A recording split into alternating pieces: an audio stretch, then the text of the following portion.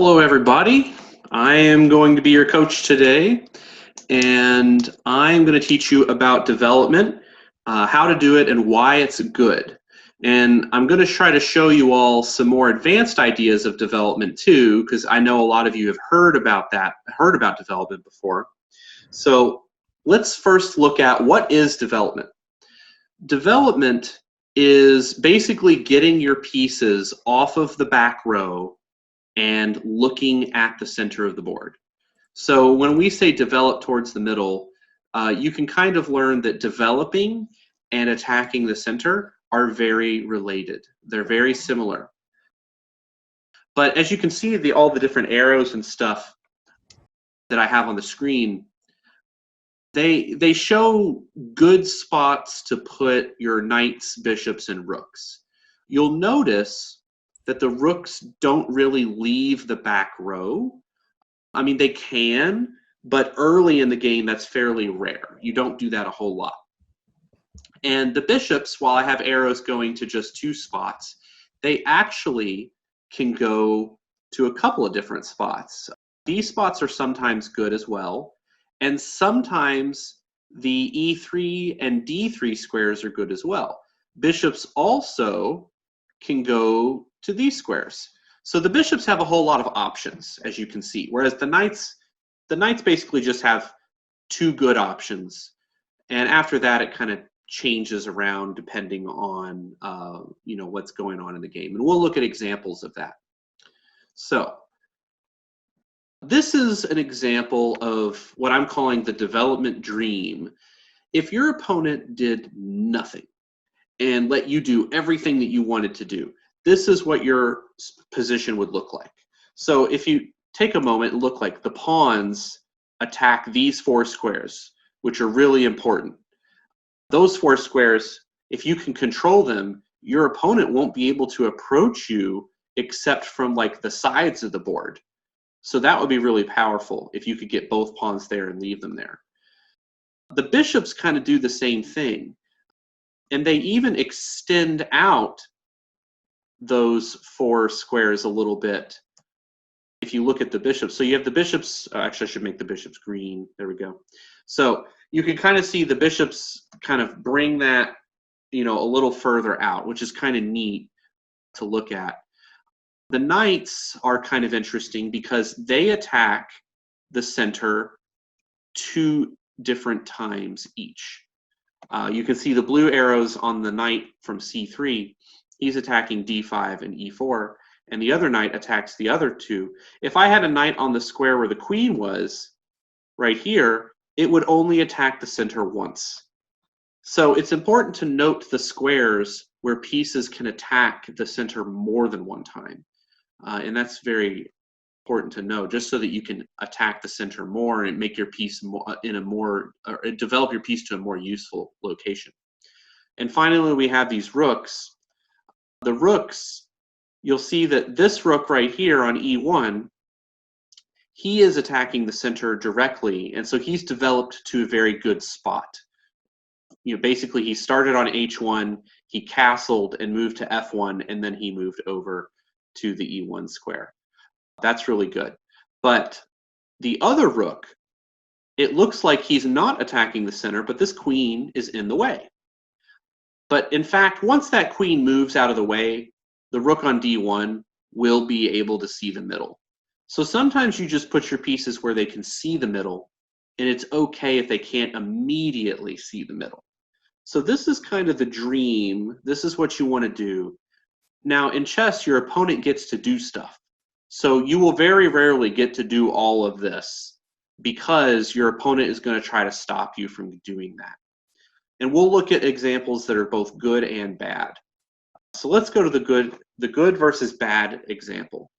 So in this situation, we are going to look at why it's good, or how you can develop in a good way versus how you can develop in a bad way. So white goes here. Now, one thing that's extremely important for all of the chess people to understand is that pawn moves are not development. Pawn moves only help your pieces develop by getting out of the way. So here, this bishop and queen cannot move. But once we move that pawn, they can both come out to various spots, you see. So that's really helpful to know. In terms of good spots, this bishop might go here, here, here, here, or it could even take something on the a6 square potentially. So the bishop will have a lot of spots they can go to, but let's look at what happens. So this is bad development. So bad development is kind of like,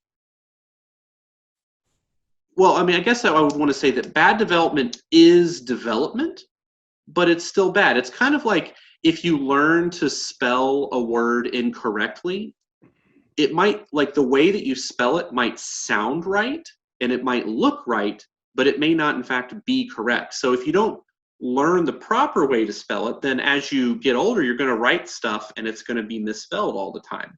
So you want to make sure that you learn, how to develop your chess pieces correctly, or spell your words right in that silly example. Okay, but this is not good because it does not attack the middle. Whereas the pawn got out of the way, and while the pawn isn't developing, it's just getting out of the bishop's way, it at least does attack the middle, whereas this knight over here, he does not. So this is not so good. So let's look at something else. So right here, knight f3. This knight, he can see two center squares, and he can see all of these squares as well. Whereas this knight over here on a6, he cannot see the middle at all. He can see these squares, but that's only 4 squares. So he's got 4 squares, and the knight on f3 has 8 squares. So once again, moving to the edge is not so great, and in attacking the middle will make your knights much, much better. Okay, so this move on its own does not attack the middle. It would allow the bishop to come out and attack the middle. We've actually covered that in some other lessons too. But notice that this pawn move doesn't do a whole lot on its own in terms of developing towards the middle. And as we have learned, pawn moves do not develop. They just get out of pieces' way. So you could expect this bishop to eventually go to b7. So bishop c4, very simple, attacks the middle. So that's a good developing move. So that, unlike this knight who didn't, he almost attacks the middle, but not quite. So knight to h6, same problem as the other knight. Castling is a developing move. It's one of the most important developing moves. You'll notice that I castled on the 4th move. That is the fastest you can castle. Watch. First you move a pawn out of the way. Then, well, let me get rid of all that stuff. Okay, first you move a pawn out of the way. Then you bring your knight out because you have to get these 2 pieces out. Then you bring your bishop out, and on the next move you immediately castle. So castling is a developing move because it gets your king to safety, and it brings that rook out of the corner so that he can come into the game and attack the middle. So that's a really powerful move. Castling is also the only move that moves 2 pieces at the same time. So castling is a really great move because you develop 2 things at once, whereas every other developing move you only develop using 1 move. That's also why we have 4 pieces developed out of 4 moves, even though one of those moves was a pawn. And that's because we got to move 2 pieces at the same time. So g6, again, it does let the bishop come out and attack the center, but on its own, it does not attack the center. d4, so now we got that cool pawn wall idea. This is a really good idea, or a pawn wall in chess. A lot of kids like to do the pawn wall where you bring all your pawns up, but this one, just having these 2 is generally enough, because if you can control the middle of the board, then it makes your opponents feel a little cramped. And so this is really all that you need to do. And you'll notice that by just moving 2 pawns, I can develop all of my pieces. Nothing is blocked in anymore. I mean, this rook is blocked in, but I could get these pieces out of his way without moving a pawn. That's really my point. So you'll also notice that this bishop is freed to go do stuff. So black makes a terrible move. This move has nothing to do with attacking the middle, and black can no longer castle. So they're not going to be able to do that really cool double development move by moving their king and rook in one move. So this move was especially not so good. So knight c3, as we learned before, attacks the center twice. That's really great. This other rook move, which is just as bad as the other one. And here we almost have our dream position. If you remember the dream position, it looked like this. So we're just 2 rooks and a queen away from having our dream position. So here we go. The rook moves back to the corner, which does nothing. And because we move this rook, black can't castle. Even though it looks like black can castle, you cannot castle if you've moved both rooks, even if they go back to where they started. So black is not castling in this game. Queen to d2. We're also making a minor threat to go take that knight. So the knight runs away. He's like, no, you're not going to win me for free. So then we have this rook coming to the middle. And finally, this rook coming to the middle. So this is a simple example that shows good development versus bad development. Now we're going to transition to looking at good development versus good development, because that's more likely what's going to happen in your games. One thing you have to understand about development is it's kind of like, a plant that's growing. First the plant starts out as a seed or almost nothing, and over time it develops into a plant, and eventually you can recognize what the plant is, and in most cases the plant will eventually have a use. Trees aren't very useful when they're really super tiny, but when they're big and they do what they do, they're really, really useful. So that's kind of how this is. If you look at white's position, actually kind of funny, white's position kind of looks like a tree a little bit. We'll make it a tree by putting all the green stuff there. And here we go. We have a little tree here. So, but the idea is when you're developing your pieces, you're starting out with everything on the back row, doing virtually nothing on its own. But then once you get to the very end of your development, you'll see they're all concentrated towards one goal, which is attack the middle. So let's look at good development versus good development. Okay, so this time both sides are going to do a good job. So right away, we can't have 2 pawns side by side like we want to, because black is already attacking that square on d4.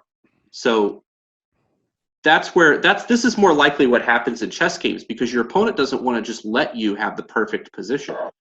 So the other thing too is when your opponent is moving and you're developing pieces, you can attack things.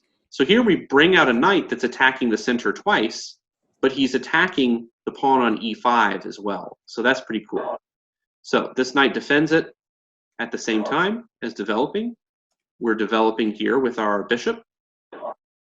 And this bishop here comes out and attacks the center as well. So far, black has has 3 things attacking the d4 square, whereas white has 2 things attacking d5. So both sides are kind of starting to stake out a little bit of the middle for themselves.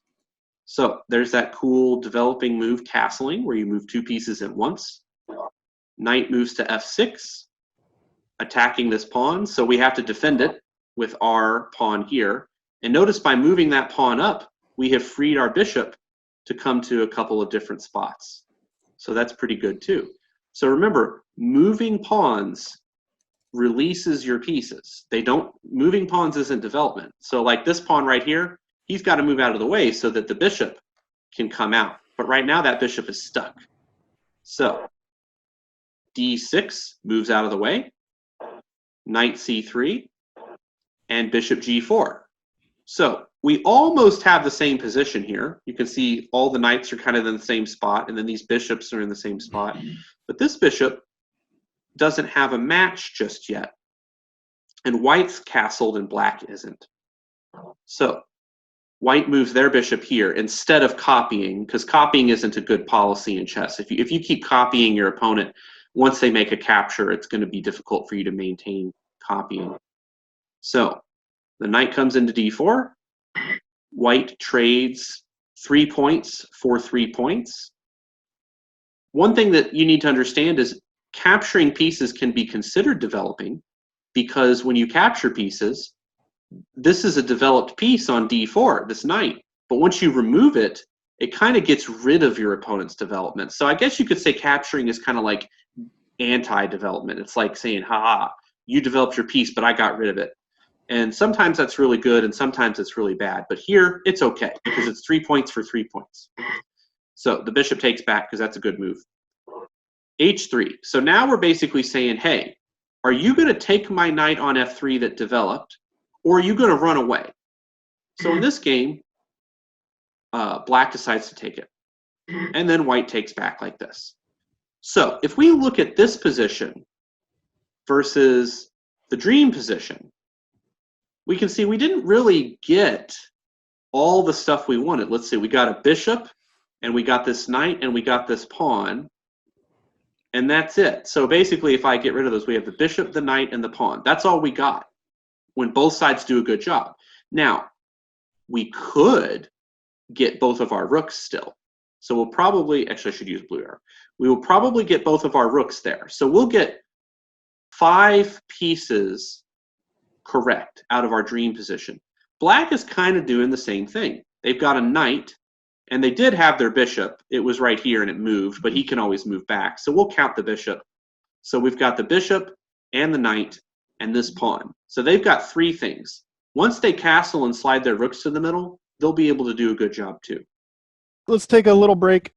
If you have questions, okay, click the raise hand button on the participant screen, or you can type me questions in chat. David Wynn. Can you go to the dream? Yes. What's up? Well, the knight on A6 can go to B4. Yes, he can. You are correct. Do you think that would be good development? No? Yeah, it may not be good development because we've moved the knight 2 times, and both times he's really not in a good spot. Although, on b4, he would attack the center, but we could attack him a little easily. So like if he moved there, he does attack the middle 1 time, but then I could attack him, and he'd have to run away. This is why you don't want to be...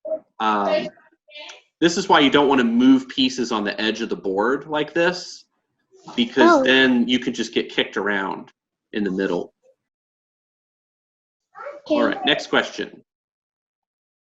Harshit. Can you go to the starting position of the game? Yes. Then pawn plays Pawn plays to where? E4, Okay. and then knight plays A6. H6? A6. A6. Okay. Pawn to problem. A6. A6. Okay. Okay. And then you can play here. And this does attack the middle. You used 2 moves. Here, these red arrows mean the moves. Black has moved 2 times to attack the center 1 time. Whereas if black had done this, they would move 1 time to attack the center 2 times. Do you see? So the idea is, if we did it the way that you suggested, it would be much, much slower, and then we would just, white would just guard their pawn, maybe black does this, and then I would go here and attack that knight and force him to run away again. And so that's kind of part of the problem. If you move too many times and you put your knight in kind of an odd spot, then they're going to be able to attack it very easily. Putting them on f6 and c6, it's a little difficult to attack, or at least more so than what we just covered. Okay, what's the next question, Richard? If you go back to the position we were at before you started doing the handwriting, like where both teams were doing good moves. So the end of the good versus good? Yeah. Yep. Wouldn't the king also count as another developed? So you said we only had 3, but wouldn't the king count? Good point. Yeah, you're correct. I didn't touch the king when I did that part of the lesson. You're correct, though. The king is considered developed once he castles. That's very important. So yeah, I think that's a very good comment by you. So can you go back to that part, like your dream plan or your dream setup? Here's the dream setup. And can you add black to it now? What is your question now? So eventually, so white can't like stay like that the whole game. So isn't white gonna have to eventually start attacking black and stuff? Well, if we started a game like this, or if black kind of didn't do a whole lot and let me do this, part of the problem would be, what do you do? Because I am attacking so many squares so many times that even these squares count out here, these squares. Like I'm attacking all of these squares, even those. It's going to be really difficult for black to do anything. Like, let's try to be reasonable with black. Like, let's play some good moves. Like, okay, here's a knight move that attacks the center. All right. Well, now the pawn's attacking the knight. Where does he go? You can go inside, right? Go where? Tell me what square. I'm not really good at like the A, B stuff. So how about just put the knight under that pawn that's attacking it? Right here? Yeah. Okay. Hitting it. Oh, okay, that's fine. Boom, boom. Yeah, see, the problem is I'm attacking basically every square that knight can move to a whole lot, except this square. But again, that's what happens. When I control so much of the middle, you have to play on the edges. That's the problem. Playing on the edges is not very good. So, like, I'll just run away from you, and you're not going to take my knight. So now if you do, like, let's say you try to bring your other knight out, now your knight's stuck. See, it's easy to get stuck when you're on the side of the board. So when you control the center, it's a lot harder to trick my pieces or get them trapped or anything like that. So that's kind of the problem with allowing white to get such a great position and ignoring them. That's kind of what happened in this good versus bad development game. White has such a good position here, and even if black starts playing normal good moves, they're going to get kicked around. Maybe it'll go like this, and you can just see this is a lifeless bishop. So it's just not doing anything. Okay, so I hope that gives you an idea of why this is such a good setup. I also have another question, if that's okay or no. That's fine. Go ahead.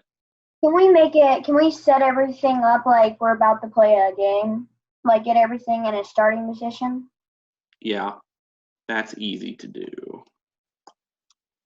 All right, as long as this is a development question. So usually we want to put our pawns in the middle, right? Yeah. But that would be pretty hard to set up that thing because then someone's knight would come and attack it, right? Kind of. So, like, let's say that this guy comes in here and he's like, I'm going to attack you. So the idea is you go here. Oh. Maybe you're attacking with this pawn and I attack your knight and you run away. This is one example. This is not the perfect position. It's very rare that you would actually get the dream position. That's why it's a dream. If you can get this, that's amazing. You're just trying to get as close to the dream as possible. So that's why, there's a lot of ways you could go about this. Like here's another example. Maybe I do this and you come back. Okay, so this isn't the dream. Look, these pawns are not side by side, but this is also good for white. Black's okay too. Black doesn't have any huge issues here. So there's a million billion ways to develop your pieces and move your pawns. The goal is to just do so in a way that you're not just letting your opponent do anything they want. You have to challenge them a little bit. Okay. So that's kind of what development's all about. That answers my question. You're okay, good. What's your question? What's the dream setup? Right here. This is the dream. It's the best thing ever. It's like if you can make this happen, it's like going to the moon. Everybody wants to go to the moon, right? I mean, is there anybody on here who doesn't want to go to the moon? I want to go to the moon. I don't want to go to the moon. Well, where do you want to go? Italy or China? Okay, so you want to go to Italy or China one day. So the idea is this would be the ultimate trip. It's the ultimate. Yeah, because I'm part Italian.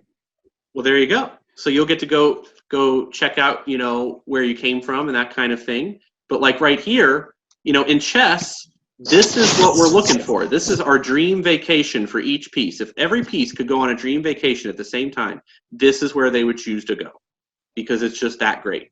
It's really, really good chess to play this way. And also, could both teams have the dream set up?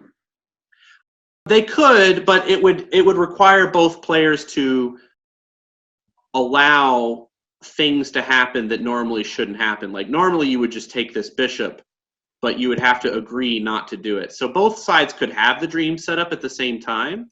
But interestingly, when you do this, it is no longer the dream setup for both sides. I will show you why. It's kind of fun though. But see here, it's like I take your pawn, you take my pawn, I take here. Uh-oh. And what's going to happen? Checkmate.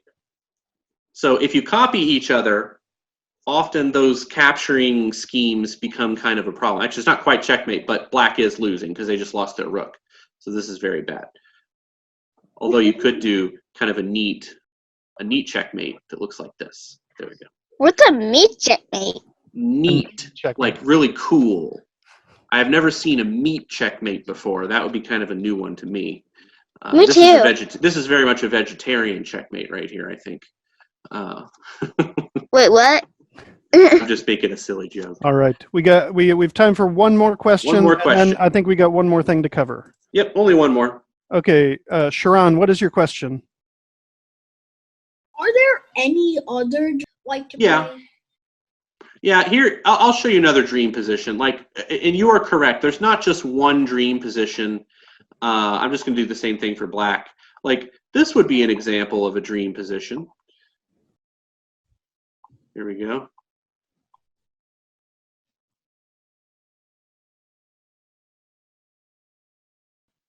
Go back. Maybe I'll castle queenside in this dream position. So this would be a dream position too. It's a little bit different than the other dream position, as you can see. Like we have a pawn here instead of a bishop, and we castled on the queen side instead of the king side. But the point is, if you have pawns that are attacking in the middle, like this, you know, even some of these outside squares sometimes matter. It's just really powerful. And when they're backed up by pieces, like in the other dream position, these bishops are on the outside of the pawns, right? But in this dream position that we just set up, they're behind the pawns, and that's fine too. Both of them are very good positions. So there's like you could literally set up 20 or 30 different types of dream positions if you wanted to, as long as you kind of make sure you're doing good moves like these moves here, you know. So that's how it works. I mean, one thing that I tell people sometimes, actually I learned this from Coach Williams. He said that development's kind of like when you play sports. You have, you know, different teammates, and one person gets the ball at a time. So like in chess, one person gets to move at a time. It's not like you're moving 5 pieces at the same time. You only move 1. But it's also kind of like, even though you're moving and you're bringing pieces out 1 piece at a time, you know, to achieve a goal, like attack the center or a piece or something, you know, your other pieces are sitting there doing something. And the question is, what are they doing? Like in sports, when you have, you know, one person has the ball, the teammates are doing something. You know, in this case, let's say I just moved this knight to here, for example, or actually I guess in this position, I just moved the rook to here.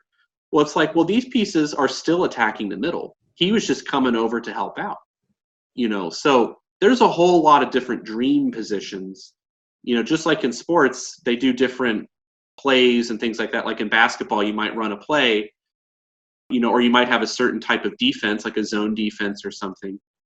But, you know, you can still have different types of defenses. You don't just do the same thing every time. So you can definitely have different dream positions. You don't have to do the same thing every time in chess either. Does that make sense? You can shake your head. Yep. Okay, good. All right.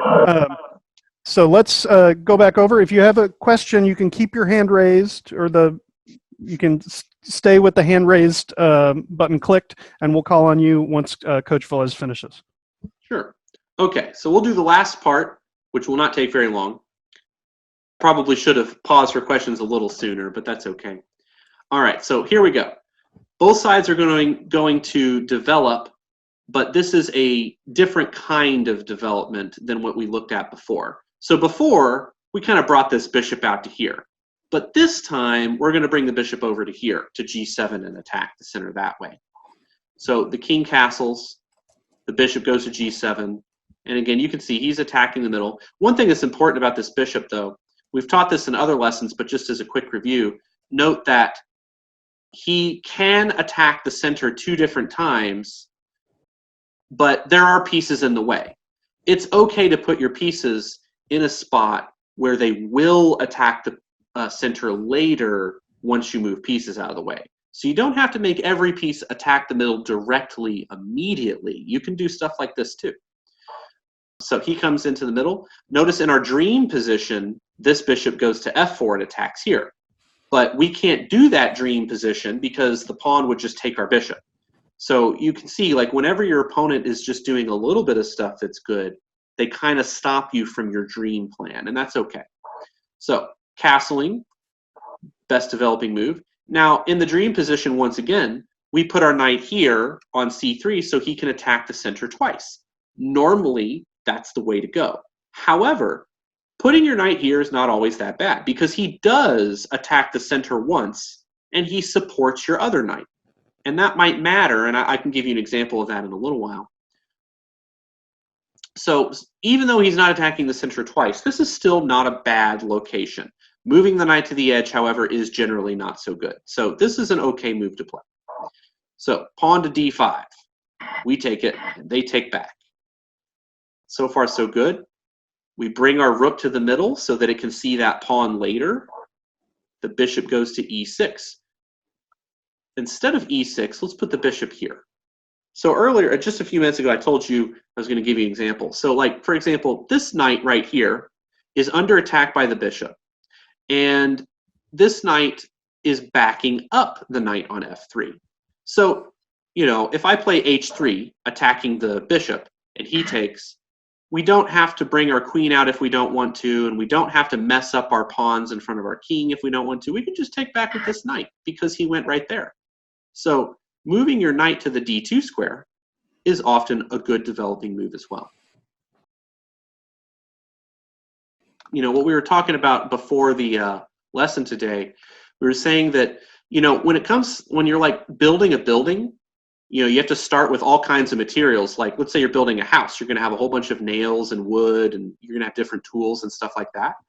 But in this situation, let's say that, you know, we want to get our pieces so that they're all attacking the middle. Maybe even we want to get our pieces so that they're all attacking the same square, like 1 or 2 squares.